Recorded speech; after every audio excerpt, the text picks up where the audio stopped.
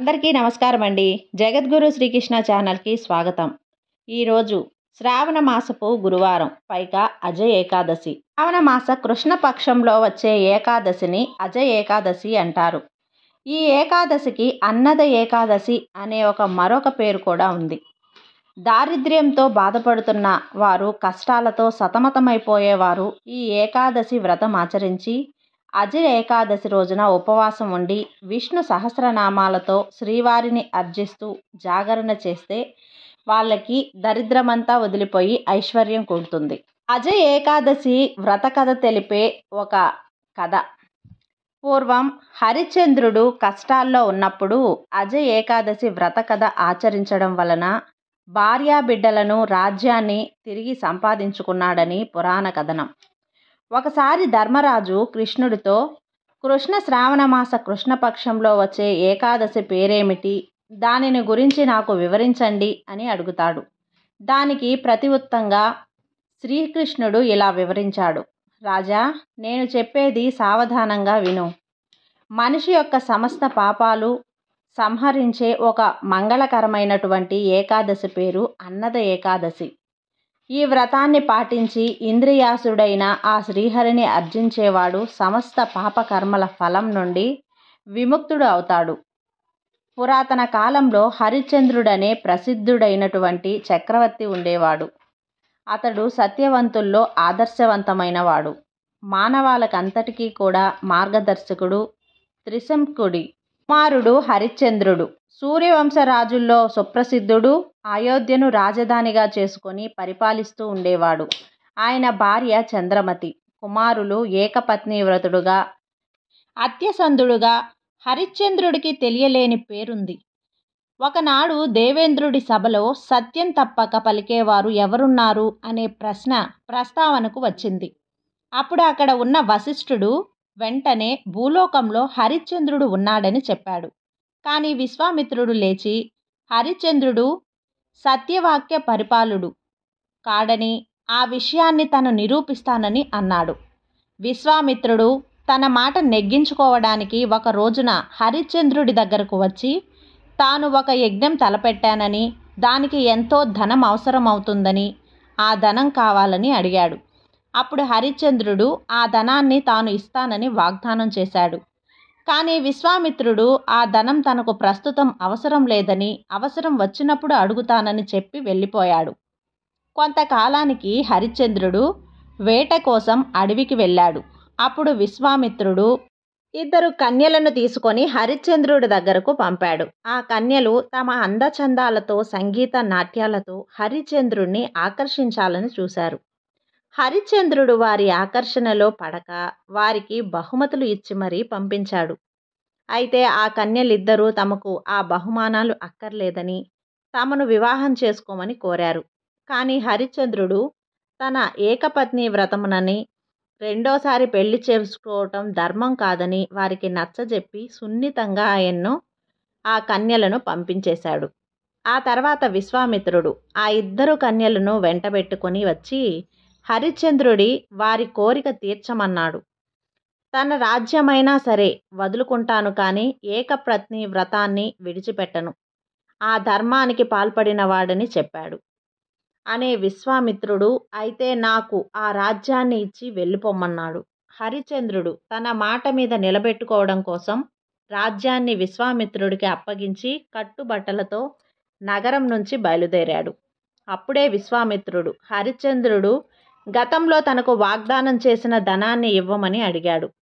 దానికి హరిశ్చంద్రుడు ప్రస్తుతం తన దగ్గర ధనం లేదని, కొంత సమయం ఇస్తే ధనాన్ని చెల్లిస్తానని విశ్వామిత్రుడిని వేడుకున్నాడు.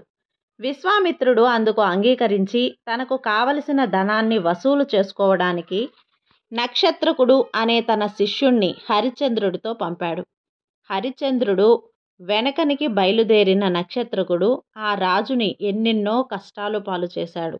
సొమ్ము ఇస్తానని అనలేదు అని ఒక్క అబద్ధం చెప్తే చాలు, తాను వెంటనే వెళ్ళిపోతానని అన్నాడు. కానీ హరిశ్చంద్రుడు అందుకు ఒప్పుకోక ఎన్నెన్నో కష్టాలను అనుభవిస్తూ చివరికి కాశీనగరానికి చేరాడు. అక్కడ కాళ్ళ కౌశికుడు అనే బ్రాహ్మణుడికి హరిశ్చంద్రుడు తన భార్యను దాసిగా అమ్మి దాంతో వచ్చిన ధనాన్ని నక్షత్రుడికి ఇచ్చాడు. అయినా ఇంకా విశ్వామిత్రుడు అప్పులు చాలా మిగిలి ఉంది. అప్పుడు హరిశ్చంద్రుడు వీరబహుడు అనే ఒక కాటి కాపరికి తానే స్వయంగా అమ్ముడుపోయి తన ధనాన్ని నక్షత్రుడికి ఇచ్చాడు. ఆ కాటి కాపరి దగ్గరే హరిశ్చంద్రుడు మారువేషంలో పనిచేస్తూ ఉండిపోయాడు. అయినా హరిశ్చంద్రుడి కష్టాలు తీరలేదు. చంద్రుడి భార్య అయిన చంద్రమతి కుమారుడితో కలిసి కాలకవచకుడు ఇంట్లో పనులు చేస్తుంది.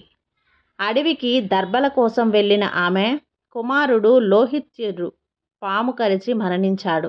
దాంతో కుమారుడికి అంత్యక్రియలు చేయటానికి శవాన్ని తీసుకుని చంద్రమతి శ్మశానానికి వెళ్ళింది. అక్కడ వీరబావుడికి సేవకుడిగా కాటి కాపరిగా ఉన్న హరిశ్చంద్రుడు శవాన్ని దహనం చేయాలంటే కాటి శునకం చెల్లించి తీరాలి అని పట్టుబట్టాడు. తన దగ్గర చిల్లిగవ్వ కూడా ధనం లేదని, కాటి సుంకం కట్టలేనందని చంద్రమతి అప్పుడు హరిశ్చంద్రుడు తన భార్యతో, అయితే నీ మెడలో ఉన్న మంగళసూత్రాన్ని అమ్మి ఆ డబ్బుతో సుంకం చెల్లించమని అన్నాడు. ఆ మాటలకు చంద్రమతి ఆశ్చర్యపోయింది. తన మెడలోని మంగళసూత్రం తన భర్తకు తప్ప వేరే ఒకరి ఎవరికి కూడా కనపడదని, అది తనకు వరమని కనుక కాటి కాపరిగా ఉన్న వ్యక్తి హరిశ్చంద్రుడే అయి ఉంటాడు అనుకుని తన విషయాన్ని అంతా కూడా హరిశ్చంద్రుడికి చెప్పింది. ధర్మం తప్పని హరిశ్చంద్రుడు మంగళసూత్రం అమ్మి ధనం తీసుకురమ్మని ఆమెను నగరానికి పంపాడు. అంత రాత్రివేళ చంద్రమతి నగరంలోనికి వెళ్తూ ఉండగా ఇంకొక కష్టం వచ్చి పడింది. కాశీరాజు కుమారుని ఎవరో దొంగలు చంపి అతని దగ్గర ఉన్న ఆభరణాలను అపహరించి పారిపోతూ ఉండగా రాజభటులు ఆ దొంగలను తరుముకుంటూ అటుగా వచ్చారు. ఆ దొంగను పరిగెత్తుతూ వచ్చి వారికి దారిలో ఎదురైన చంద్రమతి దగ్గర తాము దొంగతనం చేసి తెచ్చిన సొమ్ములు పడవేసి పారిపోయాము. అటుగా వచ్చిన రాజభటుడు చంద్రమతి కుమారుణ్ణి హత్య చేసే ధనాన్ని దొంగలించిందని భావించి ఆమెను బంధించి రాజు దగ్గరకు తీసుకుని వెళ్ళాడు. రాజు ఆమెకు మరణదండన విధించడంతో రాజభటులు ఆమెను కాటి కాపరిగా ఉన్న హరిశ్చంద్రుడి దగ్గరకే తీసుకువచ్చే శిక్ష అమలు చేయమన్నారు. ఆమె తన భార్య అని తెలిసినా, నిరపరాధి అని తెలిసినా కూడా రాజు యొక్క ఆజ్ఞను పాటించడం కోసం హరిశ్చంద్రుడు ఖడ్గం ఎత్తి చంద్రమతి శిరస్సును తెగ నరకబోయాడు. చిత్రంగా ఆ ఖడ్గం ఒక పూలదండగా మారి చంద్రమతి మెడలో పడింది. ఇన్ని కష్టాలు వచ్చినా కూడా హరిశ్చంద్రుడు సత్యానికి కట్టుబడి ఉన్నాడు. ఒకరోజు అతని కష్టాన్ని చూసిన గౌతమని ఆ రాజు చెంతకు వచ్చాడు. ఆ మునిని చూసిన హరిశ్చంద్రుడు పరుల లాభం కొరకే బ్రాహ్మణులను బ్రహ్మదేవుడు సృష్టించాడని, తర్వాత అతడు అమ్ముకొని వందనములు గావించి చేతులు జోడించి ఆయన చెంతన నిలిచాడు. తన యొక్క దీనగాథను వివరించాడు. రాజు యొక్క ఆ కథను విన్నంతనే ఆశ్చర్యంతో, రాజా, కృష్ణపక్షంలో వచ్చే అన్నదా ఏకాదశి అత్యంత మంగళకరమైనది, సర్వపాపహరణమైనది. ఆ ఏకాదశి త్వరలోనే రావటం నీ అదృష్టమనే చెప్పుకోవచ్చు. ఆ ఏకాదశి రోజున నీవు ఉపవాసం ఉండాలి, రాత్రంతా జాగరణ చేయాలి. దాని ఫలితంగా నీ పాపం అంతా కూడా నశిస్తుంది. ఓ రాజోత్తమ, నీ ప్రభావం చేతనే నేను నీ చెంతకు వచ్చానని తెలుసుకో అని అన్నాడు. హరిశ్చంద్రుణ్ణి ఆ రైతుగా ఆదేశించిన ఆ తర్వాత ముని ఆదేశం మేరకు రాజు అజ ఏకాదశి వ్రతాన్ని పాటించి సర్వపాప దూరుడయ్యాడు. ఆ ఏకాదశి ప్రభావం వలన మరణించిన కుమారుడు కూడా తిరిగి లేచాడు. భార్య కూడా అతని దగ్గరకు వచ్చింది. చంద్రుని సత్యనిష్టను మెచ్చుకున్నట్లుగా స్వర్గంలో దేవదుంతవులు మోగాయి. ఆకాశం నుండి హరిశ్చంద్రుడి మీద పూలవాన కురిసింది. ఈ అజ ఏకాదశి వలనే అతనికి శత్రువులు ఎవరూ లేని సామ్రాజ్యం కూడా ప్రాప్తించింది. ఆ తర్వాత హరిశ్చంద్రుడు పరిజనులతోనూ పురజనులతోనూ స్వర్గానికి వెళ్ళాడు. కనుక ఓ రాజసింహమా, ఏకాదశి పాటించిన వ్యక్తి సమస్త పాపాల నుండి బయటపడి ఆధ్యాత్మిక జగత్తును చేయగలడు.